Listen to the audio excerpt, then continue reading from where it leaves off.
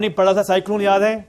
हाँ, उसी को हम डिटेल में पढ़ते हैं। तब वो था, थोड़ा बहुत हमने पढ़ा था, क्योंकि तब उसकी हमें जरूरत थी कि साइक्लोन जो है वो कैसे रेनफॉल करते हैं इंडिया में वगैरह वगैरह। अब साइक्लोन जो है ओवरऑल हम देखते हैं इसका कॉन्सेप्ट क्या है, इसके टाइप्स क्या हैं, कितने सब टाइप्स हैं, और कहां कहां इनकी वजह से इंपैक्ट होता है और कहां कहां इनकी वजह से वेदर में वेरिएबिलिटी आती है। सबसे पहले हम देखेंगे जो साइक्लोन है, साइक्लोन जो है, साइक्लोन एक ग्रीक वर्ड है, साइक्लोन एक ग्रीक वर्ड है, दैट इज साइक्लॉस।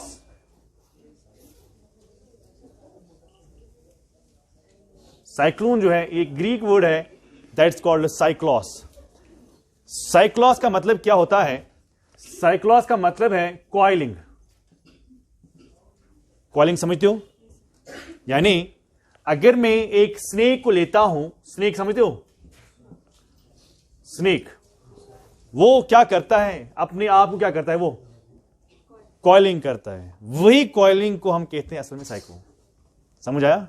जैसे स्नेक अपने आप को कॉइल करता है, गोल गोल बनाता है, वही गोल गोल होता है पानी में, that's called what? Cyclone. And this cyclone is a word called, Greek word, that's called cyclos. अब एक बंदा था, आप लिख सकते हो, स्नेक जो कॉइलिंग करता है, उसी कॉइलिंग को ही हम क्या कहते हैं भाई? साइक्लोन। अब एक बंदा था, उसका नाम था हेनरी पेडिंगटन।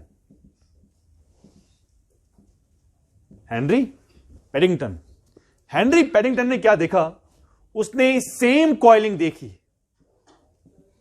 उसने सेम कॉइलिंग देखी in Bay of Bengal and Arabian Sea. Henry Paddington saw the same coiling happening in the water body called Indian Ocean, particularly Arabian Sea and Bay of Bengal. यहां तक सबको clear? हाँ, मैं repeat करता हूं, मैंने लिखा साइक्लोन। साइक्लोन एक ग्रीक वर्ड है कॉल्ड साइक्लॉस। एक साइक्लॉस का मतलब एक कॉइलिंग। अब एक कॉइलिंग किस से हम रेफर करते हैं? स्नेक की कॉइलिंग के साथ। जो स्नेक अपने आप को, अपनी बॉडी को गोल गोल बनाता है, दैट्स कॉल्ड कॉइलिंग। अब एक बंदा था, उसका नाम था हेनरी पेडिंगटन। हेनरी पेडिंगटन ने यही कॉइलिंग देखी, यही गोलाई देखी। कहां पर ये गोलाई देखी? वाटर बॉडी में। और उसी को हम कहते हैं, कहां पर देखा? उसी कॉइलिंग को हम क्या कहते हैं भाई? उसी कॉइलिंग को हम क्या कहते हैं? साइक्लोन। नाउ अगर हमें ये डिफाइन करना होगा, अगर डेफिनेशन में लिखना होगा, तो डिफाइन में हम क्या करेंगे? हम मत लिखेंगे आंसर में cyclone has derived from this word that word. ना ना ना, मत करो ये डेफिनेशन, रूट वर्ड की डेफिनेशन मत लिखो इंट्रोडक्शन में, ऐसा मत किया करें। डायरेक्ट डेफिनेशन लिखो। अगर किसी स्कॉलर की डेफिनेशन याद है, इट इज फार बेटर। अगर याद नहीं आ रहा है, then write the exact definition. So what is the exact definition?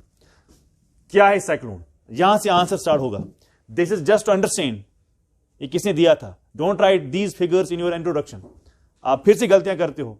आप कोई टॉपिक लेते हो, it has derived from this word वगैरह वगैरह वगैरह। इंट्रो में आप ऐसा मत लिखो, सीधा लिखो। या तो किसी का कोट लिखो, अगर कोई स्कॉलर ऐसा है, उसने अपने तरीके से साइक्लोन को डिफाइन किया, तो वही लिखो। अगर याद नहीं आ रहा या याद नहीं किया है, तो फिर प्रॉपर डेफिनेशन लिखो। अब हम साइक्लोन को कैसे डिफाइन करते हैं? हम कहते हैं ये एक ऐसा सिस्टम होता है, मगर कौन सा system? LP system, not HP.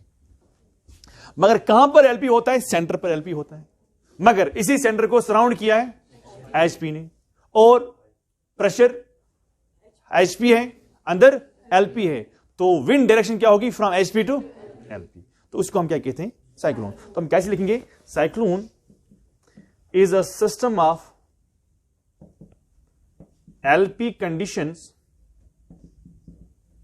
at the center and surrounded by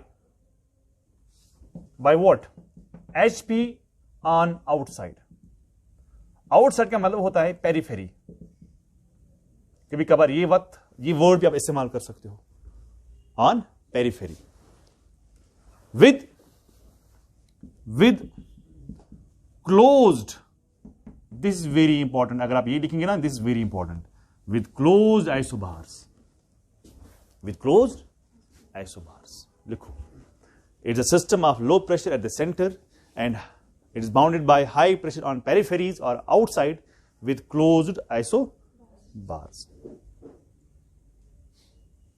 अब आप मुझे बोलो, यहां पर प्रेशर इंक्रीज होता है फ्रॉम सेंटर टू आउटसाइड और फ्रॉम आउटसाइड टू सेंटर? योग होते हैं.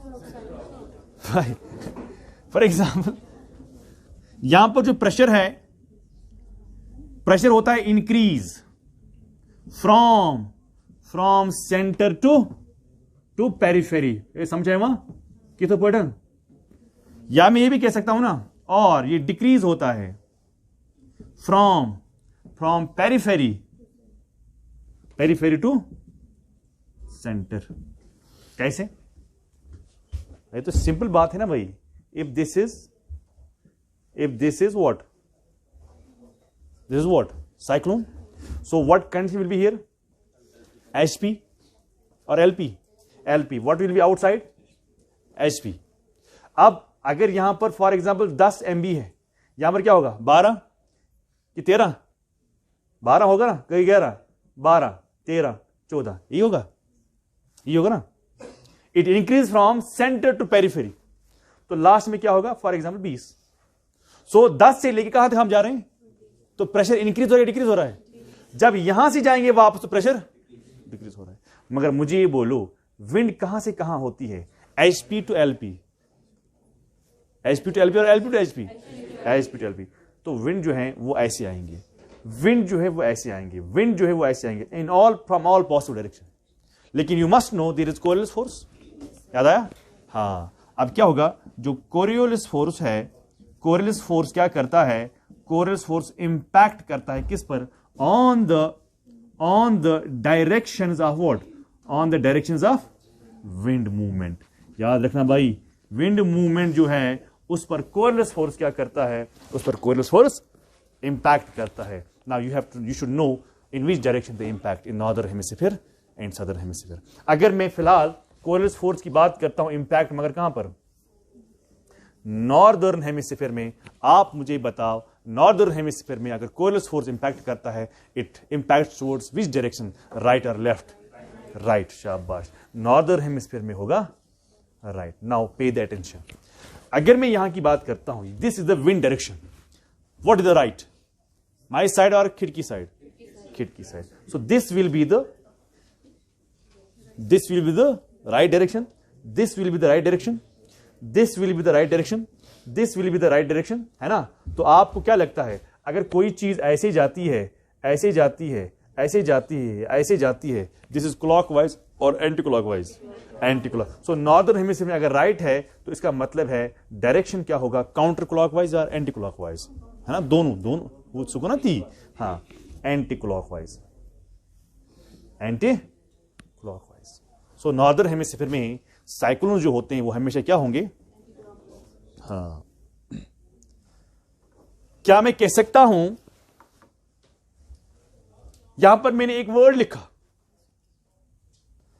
With close isobars. Close isobar का क्या मतलब होता है? कि जो आइसोबार्स होते हैं वो नजदीक आते हैं. अब आपको कहां लगता है कि नजदीक आ रहे हैं भाई? अगर ये साइक्लोन है, if this is LP, okay, so this is the cyclonic condition, है ना?